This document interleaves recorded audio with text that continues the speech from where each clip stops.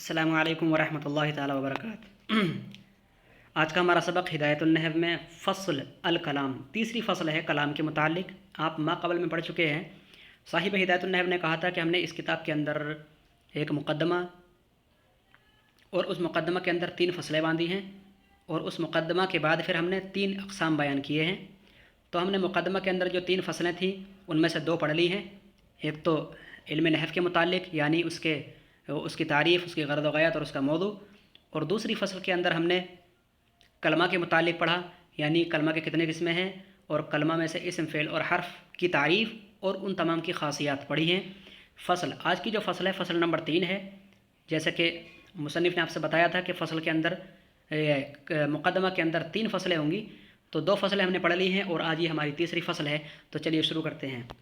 लफ़्ज़ुन अल कलामु लफ़्ज़ुन तज़म्मना कलिमतैन। कलाम लफ़्ज़ुन तज़म्मना कलिमतैनी bill इस्नादी।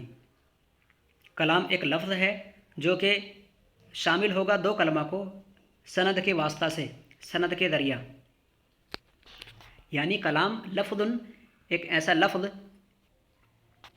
तज़म्मना कलिमतैनी bill इस्नादी, लफ्ज़ जो शामिल हो 2 कलमा के ज़रिया सनद की शक्ल में, तो वो कलाम होगा। वल इस्नाद, और इस्नाद किसे कहते हैं? निस्बतु इहदल कलिमतैनी इलल उखरा, 2 कलमों में से दोनों की निस्बत एक दूसरे की तरफ। इहदल कलिमतैनी इलल उखरा, एक कलमे की निस्बत दूसरी तरफ हो तो उसको इस्नाद कहते हैं। और निस्बत बिहैसु तुफीदु अल मुखातब, ऐसी होनी चाहिए कि जो मुखातब को फ़ायदा देने वाली हो। ऐसा फ़ायदा फ़ाइदतन ताम्मतन, जो मुकम्मल फ़ायदा हासिल हो जाए। यसिहु अस्सुकूतु अलैहा, कि जिस पर सुकूत सही हो, कि जिसे सुनने के बाद खामोशी सही हो जाए। जैसे कि अगर कोई शख्स कहे ज़ैदुन क़ाइमुन, ज़ैद खड़ा है, तो अब यहाँ पर सुनने वाले को मुकम्मल तौर पर फ़ायदा हो गया। और अगर वो खामोश रहना चाहे तो खामोश रह सकता है। यहाँ पर कोई एतराज़, कोई मतलब ये पूछने वाली बात ना रही कि मुझे ये बात समझ में नहीं आई। वह कामा ज़ैदुन, और ज़ैद खड़ा हुआ। ज़ैदुन क़ाइमुन, ज़ैद खड़ा होने वाला है। वक़ामा ज़ैदुन, और ज़ैद खड़ा हुआ। यहाँ पर 2 कलमों की निस्बत एक दूसरे की जानिब की गई है, तो एक कलमा की निस्बत दूसरी जानिब हो, इसी को इस्नाद कहते हैं। तो अगर 2 कलमा पाए जाएँ बिल इस्नादी, इस्नाद के एतबार से 2 कलमा अगर पाए जाएँ तो उसी को कलाम कहते हैं। वही युसम्मा जुमलतन, और इसको जुमला भी कहा जाता है। इस कलाम को क्या भी कहा जाता है? जुमला भी कहा जाता है। फ़उलिमा, तो जान लिया गया अन्नल कलामा ला यहसलु इल्ला मिन इस्मैनी, दोनों मिसालों से आपने जान लिया है कि कलाम हासिल नहीं होगा मगर ये कि उसमें 2 ही इस्म हो। जैसे कि दोनों के दोनों ही इस्म हो, जैसे कि ज़ैदुन क़ाइमुन, ज़ैदुन भी इस्म है और क़ाइमुन फ़ाइलुन के वज़न पर होने की वजह से भी ये इस्म फ़ाइल है, तो क़ाइमुन हो गया। तो लिहाजा 2 इस्मों से तो इस्म के बग़ैर कलाम नहीं पाया जाएगा कि दोनों के दोनों जगह या तो इस्म हो। वह युसम्मा जुमलतन इस्मियतन, तो जिसकी शुरुआत जुमला एक ऐसे तो जिसकी शुरुआत जुमला के अंदर इस्म से हो तो उसका नाम जुमला इस्मिया होगा। औ मिन फ़िअलिन व इस्मिन, या तो जुमला एक ऐसा होगा कि जिसके अंदर एक फ़ेल हो और दूसरा इस्म हो, जैसे कि क़ामा ज़ैदुन, जैसे कि ज़ैद खड़ा हुआ।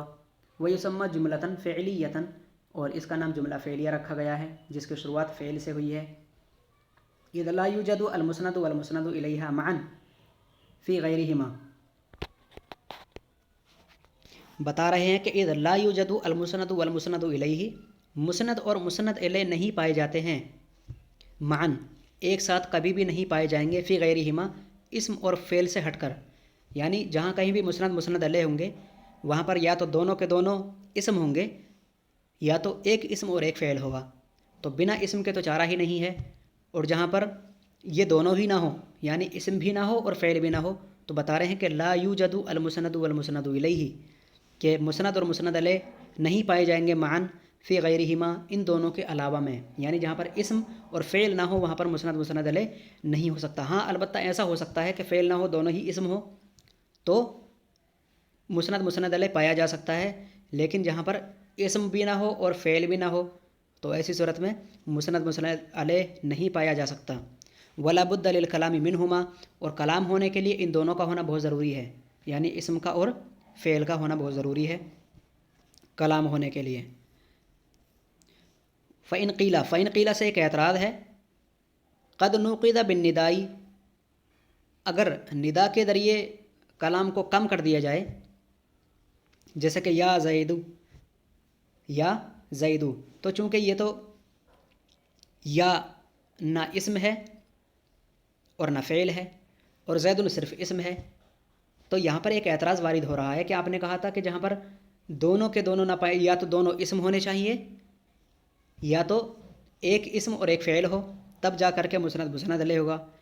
تو یا زیدو کو آپ کیوں مسند مسند علیہ کہتے ہیں؟ یہاں پر یہ کیوں ایک کلام بن گیا ہے، جبکہ یہاں پر صرف ایک ہی اسم ہے، اور دوسرا اسم اگر ہوتا تو بھی ٹھیک تھا، ایک ہی اسم ہے، اور ایک ہی اسم ہوتے ہوئے آپ ایسا کیوں کہہ سکتے ہیں کہ یہ مسند مسند علیہ کی ترکیب ہے؟ قلنا، تو ہم اس کے جواب میں کہیں گے حرف الندائی قائم مقام ادعو، جو حرف ندا یا ہے وہ ادعو یعنی فعل کے قائم مقام ہے، تو لہذا یہاں پر اسم اور فعل پا لیے گئے۔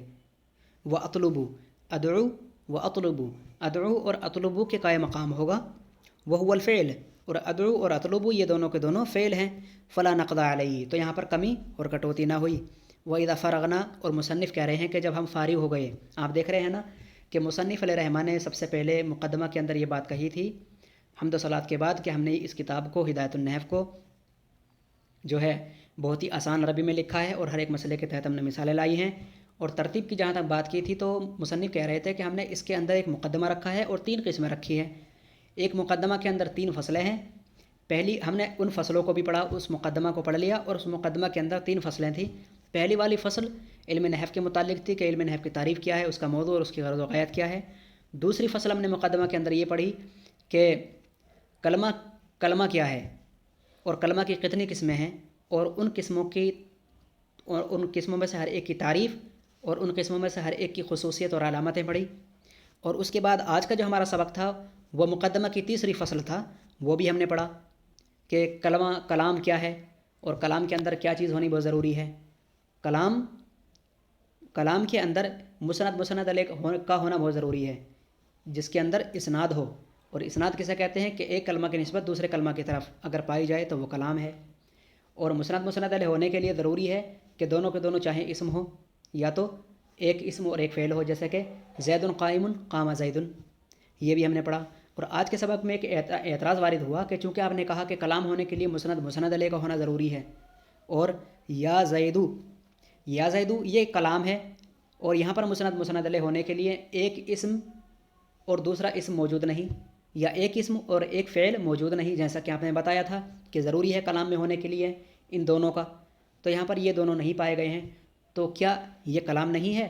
اور بظاہر ایسا لگ رہا ہے کہ یہ کلام نہیں ہے، تو بتا رہے ہیں مصنف اس کے بارے میں جواب دیتے ہوئے کہ اگر یہ اعتراض ہے تو یا جو ہے وہ ادعو اور اطلبو کے قائم مقام ہونے کی وجہ سے وہاں پر ایک فعل پایا گیا اور ایک اسم پایا گیا، اور ایک کی نسبت دوسرے کی طرف ہو گئی ہے، لہذا اسناد پایا گیا، اور جب اسناد پایا گیا تو کلام پایا جائے گا، تو لہذا یہاں پر یہ لفظ یا زیدو یہ کلام ہے، اور کلام کی بحث اب مکمل ہوئی۔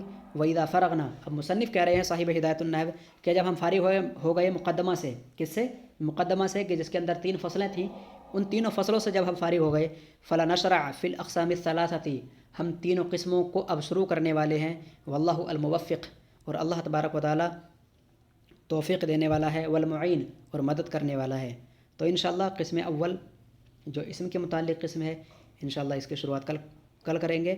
تو آج کے لیے اتنا کافی ہے، اچھی طرح سے ذہن نشی کر لیں سبق کو، اور بار بار اس کو پڑھیں، مطالعہ کریں، دل لگا کے پڑھیں، ٹھیک ہے۔ السلام علیکم ورحمۃ اللہ تعالیٰ وبرکاتہ۔